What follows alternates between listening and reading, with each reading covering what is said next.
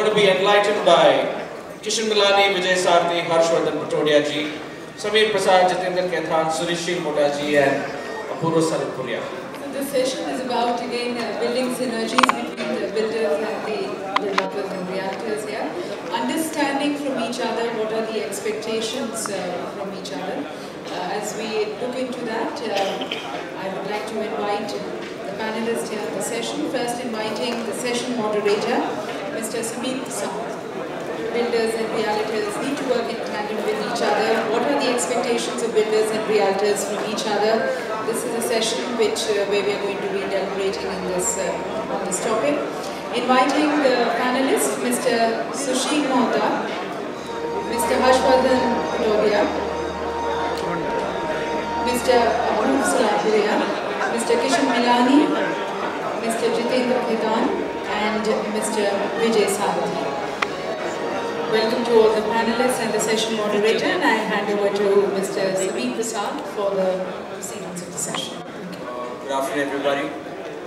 The developer-realtor relationship is probably the most crucial part of this whole industry value chain. And we are here today to discuss how that relationship can sustain and solidify. Here I have prominent leaders of the industry, both from the developer and the marketing side. May I request each one of them to give a short introduction about themselves. Can we start from Apurva?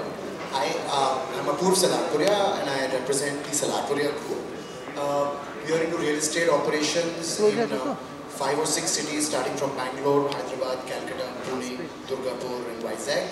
And pretty much across most verticals of real estate, which is residential, commercial, IT space, retail and now hospitality. I am Sushil Mohta, representing Merlin Group. We have our operations in Kolkata, Bhubaneswar, Chennai, Pune, Ahmedabad and Jaipur. And we also have presence in hospitality and school education. He is also the teacher to the current UD minister in the minister's own word. Good evening friends, I'm Jitendra Kethan. I represent a company called Pioneer Property Management Limited. We are approximately 28 years into real estate broking services, and I'm also a part of NAR-INDIA and RICA board. Thank you. Harshvardhan Patodia, Chairman Unimark Group. We are in development of real estate 3 cities, mainly Calcutta, Chennai, Bangalore, and across all verticals. Right now I'm President Credai Bengal, National Vice President Credai India. Good evening friends, I'm Vijay Sarthi. I run a company called Trinity Partners in Hyderabad. We work on all verticals of real estate, and I represent Hyderabad Realtor Association and President-elect for India. Good evening friends, my name is Kishan Milani. I'm from Pune and run a company called KP Shelters for the last 22 years. Been a founder secretary of NAR-INDIA and ex-vice president of my local association Pune. Thank you. Thank you.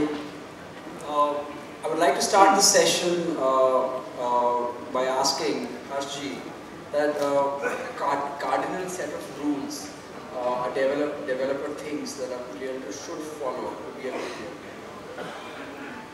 The relationship of a realtor with a developer should not be only opportunistic. It should be strategic and holistic. The developer should look at proper diligence and disclosure to the client and look at a holistic relationship from end to end, not only introduction of the client to the broker. The service expectation between the realtor and the customer is absolutely to be mediated by the broker, and a 360-degree service, including collection for the realtor, documentation, and even to the extent of certain helping out in minor grievance redressal between the developer and the customer, if at all. Apurva, would you like to point out certain do's and don'ts that a realtor should follow? See, I think there's a long list of do's, and we've gone through a nice session this afternoon which talked about a lot of things which the realtor should do.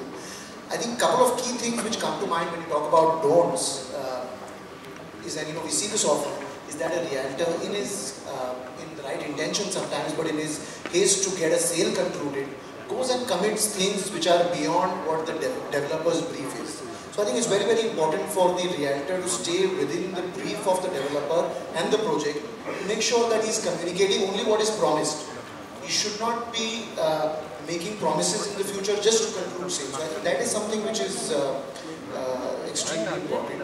And the other thing, like Mr. Parulia just pointed out, is that the role of the realtor should not, think of his role purely as an introducing agent or somebody who's making introductions. It's essential to carry that relationship right through, not only till handing off that flag, but between projects from one to the other. Thank you. Sushilji, how important is the transformation of a typical broker to a professional realtor crucial for this relationship to grow? I would say that the brokers should now, from agent, they should become consultant. I would like to start my point of view by a small experience yesterday morning. As usual, I opened my mailbox. I found 2 mails. There was one mail, proposal of a property in Baroda. Very well documented offer, a good information memorandum with a good location map, site plan, business model, how much can be developed,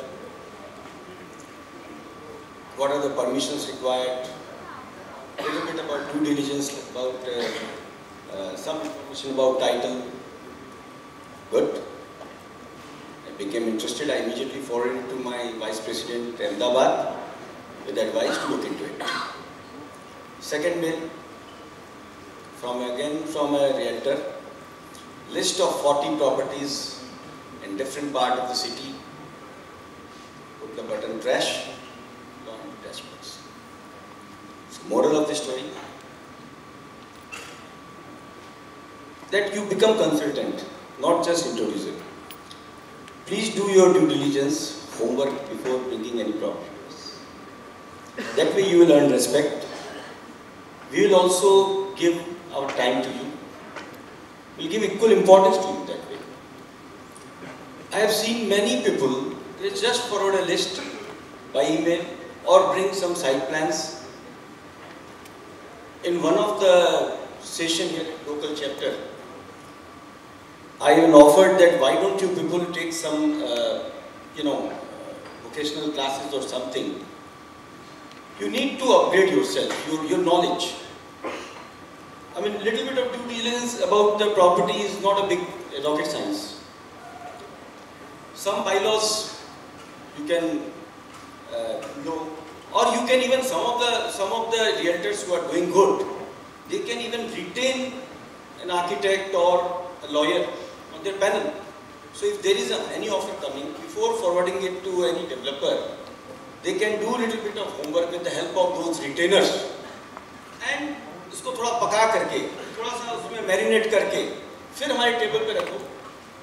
Then it will be, good value addition. This is what I am looking at as a developer from my realtor friends, as far as land deals are concerned. With regard to marketing of the products are concerned, yes, my friends have already told that a complete hand-holding process will be there till the end of the transaction. I know one broker is from Kolkata. His name is Mukesh Mudra. He does very small job, niche job. He goes to only few developers and he has very few clientele. But I can tell you the kind of service he gives till the registration or till the Grah Pravesh or whatever you say. Fantastic, good follow-up and proper recording of the things, minuting every meeting. So there is no confusion. So this is what you need to bring professionalism into you. And it's not a rocket science, you all can do it. Apurva, can you throw some light on how relevant is a a marketer today in a technology-led world where you have websites and social media and smartphones being able to disseminate information all the time, everywhere, how relevant does a realtor really get now? If you ask me, I think the relevance of a realtor has actually increased with this scenario. There was a scenario a few years back when there was a lack of information, lack of availability of information on the part of the buyers, and you needed a realtor to come in and bridge that gap, tell him what's happening in that locality. There are these 4 projects, and this is what each one is doing. These are the specs, and so on and so forth. Because those things, there was no online that time. There was nothing available online. Otherwise, a buyer would have to physically go to 4 different developers' offices and go and get those things. So that was, a kind of the information role which the realtor was playing a few years back. That is even more relevant today because a buyer needs to be told how to look at various pieces of information which are just being thrown at him, online through social media and websites and so on and so forth. Do you believe that a website cannot sell an apartment on its own? Never. Absolutely not. I don't think that the website is a substitute for a realtor. I think a website is a tool for a realtor. So if the realtors also start using technology, it will give benefit to both buyers and realtors. We have to understand that the buyer, what technology has changed is that it has changed the way the buyer wants to access information. So the realtor has to upgrade himself to be able to deliver that information through technology. But it's only a tool. It can't definitely not substitute a realtor. Thank you, Apurva. Harji, one final set of questions, last question to you. Who do you think is an ideal realtor?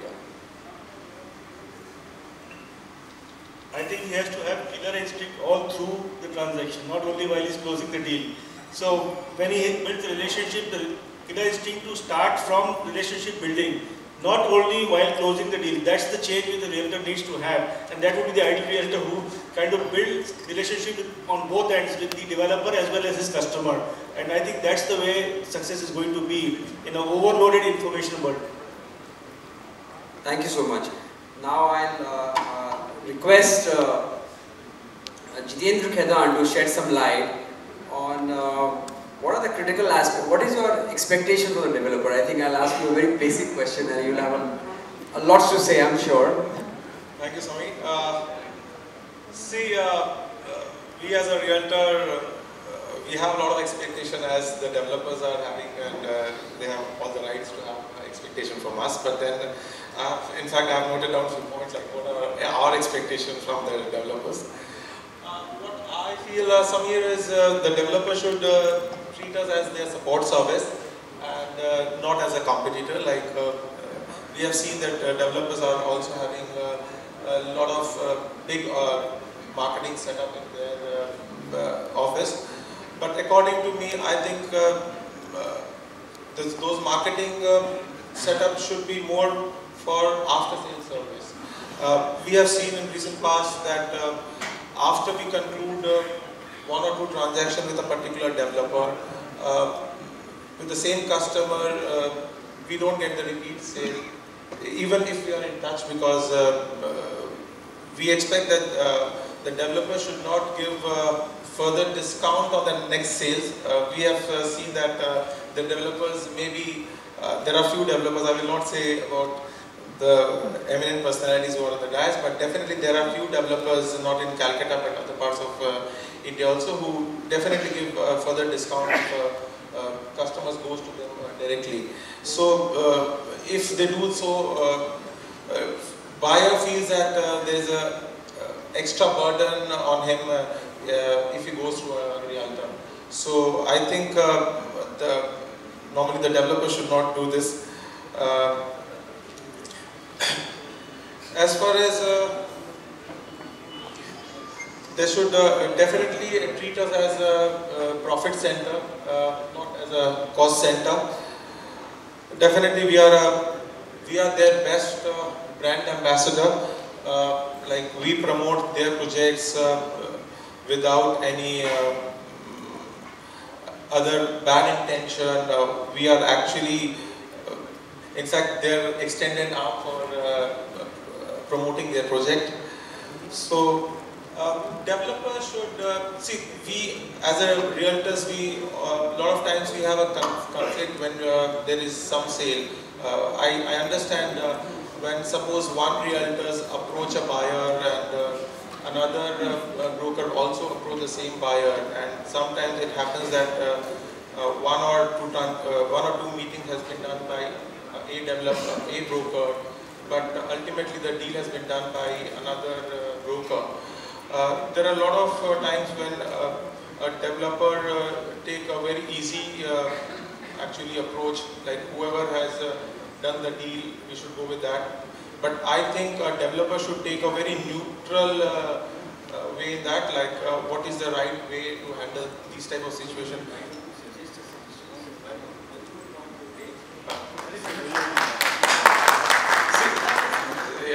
Solutions India is like because we are dealing with the developers on a regular basis, and developers are one whom we have to deal with on a regular basis. So it's better that both the brokers should be called along with the client. It's not like every time the client is right or every time we are right. It may be our mistake or it may be a bad mistake. We have seen that there are a lot of brokers who cut their brokerage just to get one deal. I have seen in Calcutta where we get 2%, there are brokers who even pass on 1.5%, 1.75% to the buyers. But I think these are not the best practices. They are maybe a very, very shortcut route which you are taking. Because ultimately, if you are not making good money, you are not going to give good service to your client. So it's just to achieve one sale, and if you are cutting your 80% or 90% of your brokerage, that is not the way that business is done. So I think we should definitely call all the parties on the table, and you are the best judge to decide what is right.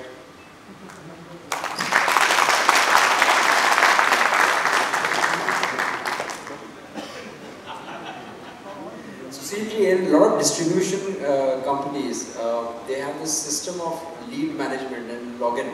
So you have a customer who wants to buy, let's say, some X product, and the channel goes and logs into their site and says, he's my customer, and that's it. So, you know, the future, all lead management processes, that customer is tagged to that particular dealer.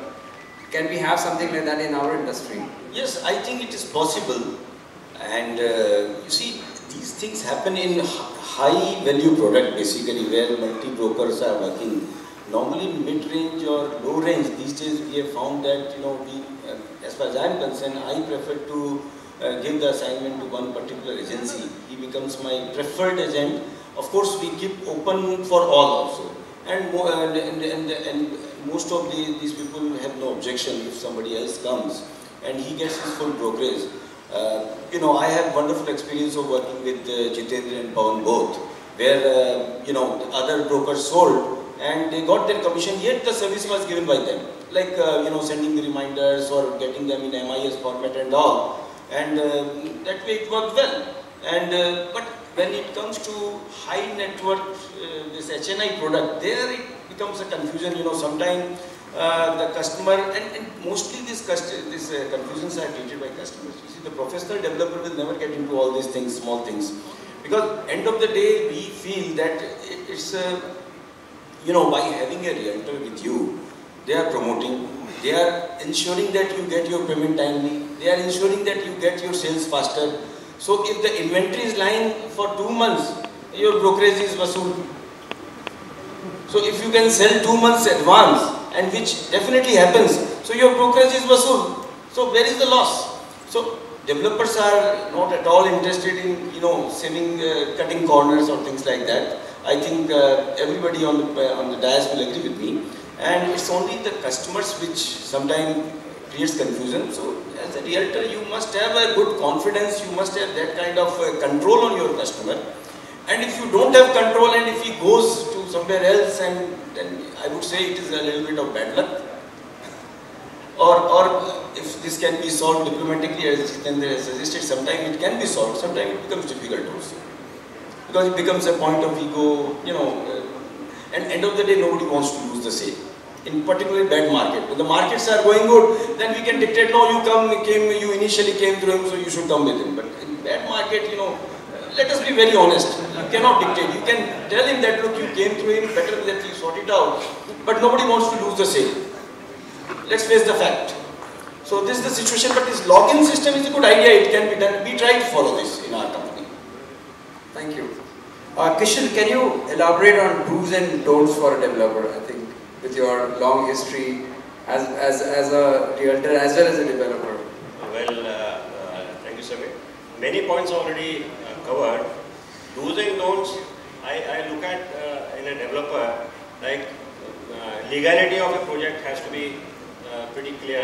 The planning has to be as per the market, what the market demands that point of time. Size of the product has to be in tandem with that. Location, costing, all these things are very important for a developer, which gives a proper lead to a realtor to sell the product.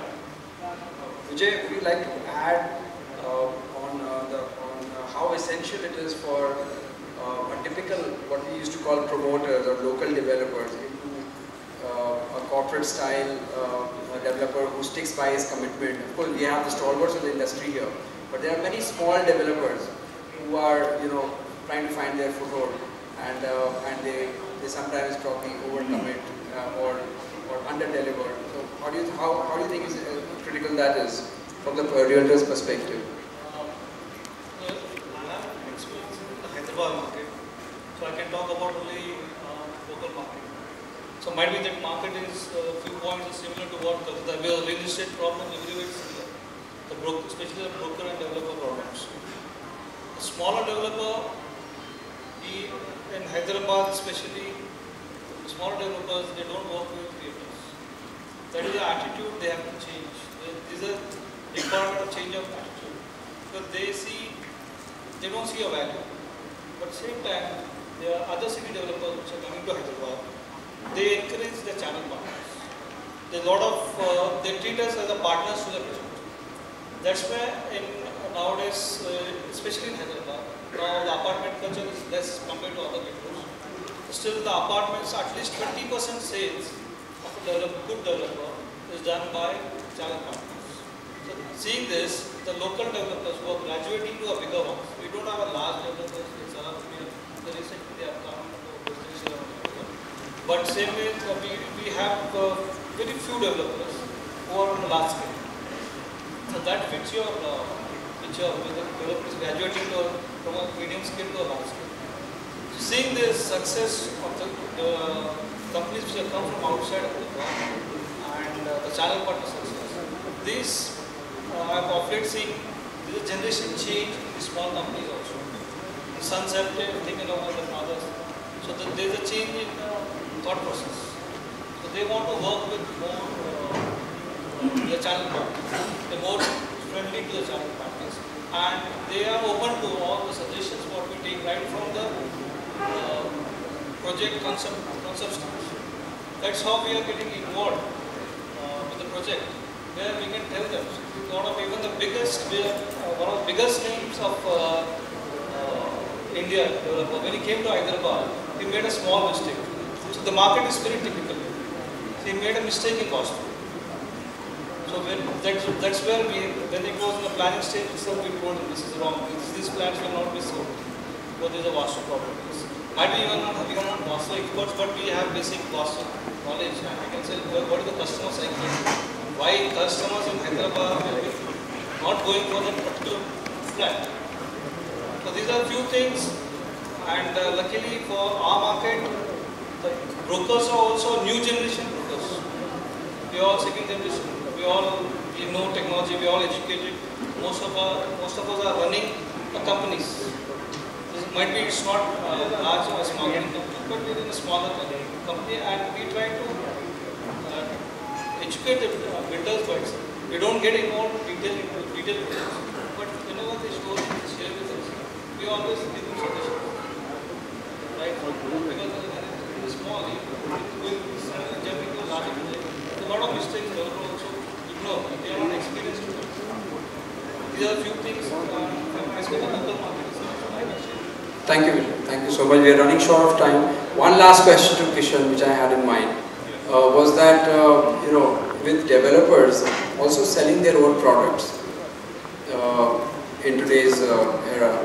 They have their own marketing setup. So why do you think they need realtors at all? Well, realtors have their own relationships with clients.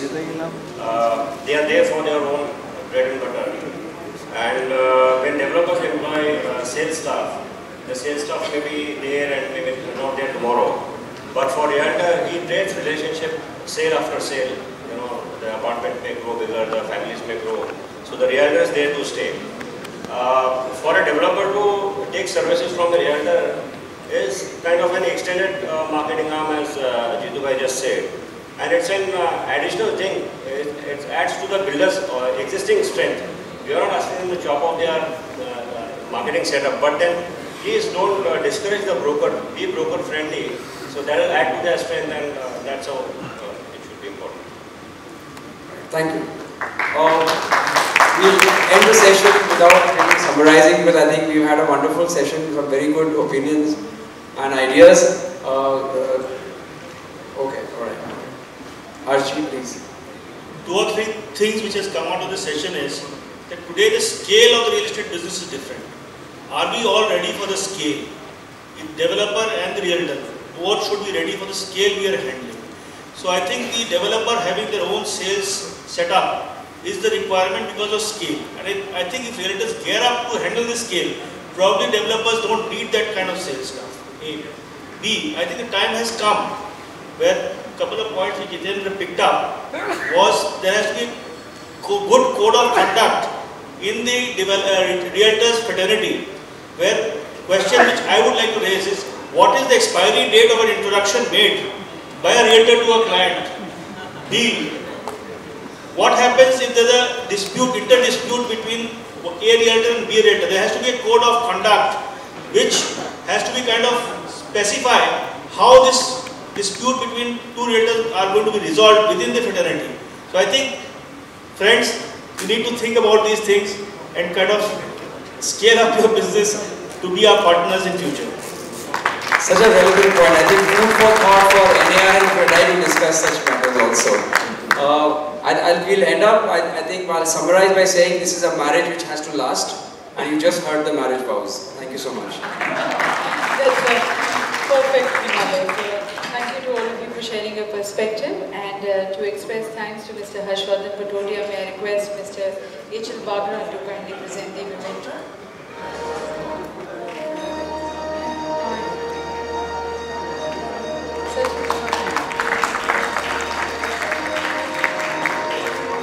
Mr. Bagra, if you may also present the memento thanking Mr. Sushil Mohta.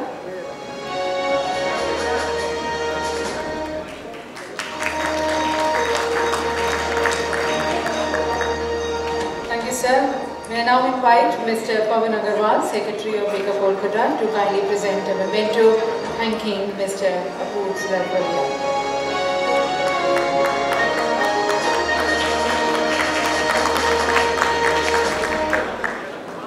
I also request you to present the memento thanking Mr. Kishan Milani.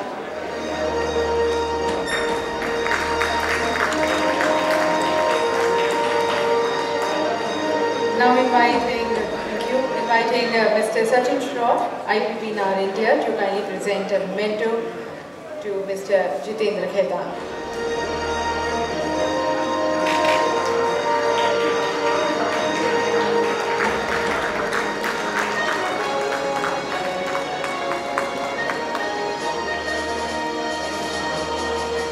May I request the immediate past president also to present it to Mr. Vijay Sarthi.